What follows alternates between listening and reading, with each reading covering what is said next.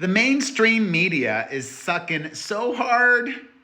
Outlet after outlet is perpetuating spin by Team Bully Lively, and most importantly, Ku Klux Khalisi's claims of sexual harassment and retaliation are still at play and have not been proven true.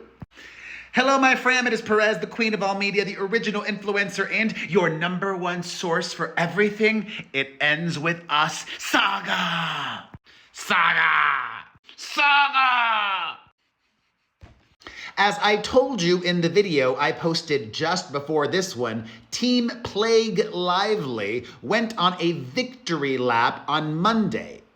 After Judge Lyman's very harsh ruling, dismissing all of his claims with a big asterisk, giving him the ability to still file a second amended complaint by June 23rd, which he and his lawyer have said they will do. They will bring forth 4 causes of action: intentional interference with contract, intentional interference with prospective economic advantage, negligent interference with prospective economic advantage, and breach of the implied covenant of good faith and fair dealing. And because the federal case is consolidated, hers versus him, his versus her, Baldoni and all in the Wayfarer party are going to fight to defend themselves and prove her allegations of sexual harassment and retaliation are wrong. Lies.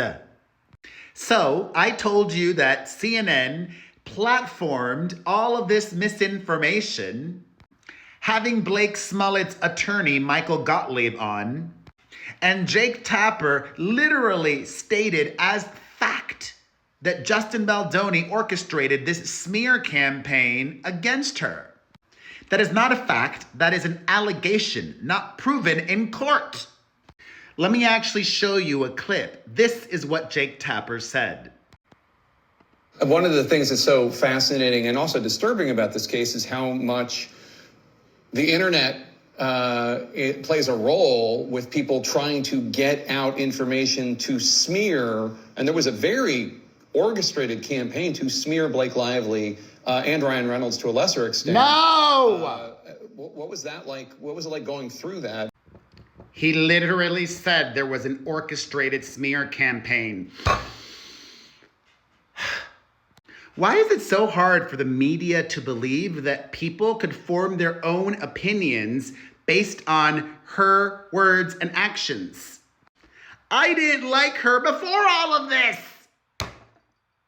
I told you that.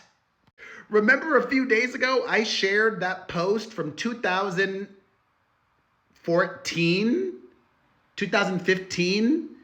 I forget. Like a decade ago, I said Blake Lively is very overrated. She was and still is. Well, following this CNN appearance, yesterday, Justin Baldoni's attorney, Brian Friedman, who is also my lawyer, but has not influenced me or given me any information or given me a discount for mentioning him so much, Brian Friedman appeared on TV himself. He went on TMZ Live and told them the following. He is criticizing Lively and her attorneys for the false victory tour. Friedman doubled down on Justin's innocence, claiming there is no smear campaign and there is no sexual harassment like Blake has claimed. Citing the facts and receipts, he added, "She hasn't proven a thing." Additionally, she, quote, "is afraid of the truth, and the truth is going to be shown through depositions, which is going to be next." Trying to correct the false narrative, Friedman says there's been absolutely no indication of any kind that she is prevailing on her claims. As a matter of fact, just the opposite.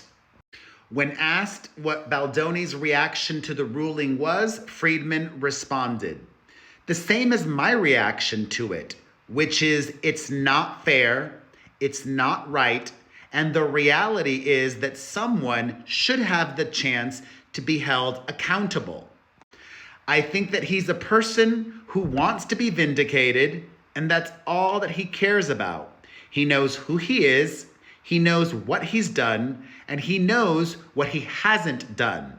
And he wants the truth to come out. And he wants to do that in an appropriate way. He's not walking around taking victory laps and victory tours and speaking out. He's taking care of his family and taking care of his loved ones, and he's waiting for his day in court when he can speak out and tell the truth. Friedman ended his interview by saying that things are, quote, so far from being over. Good. Thoughts? Let's discuss everything in the comments section.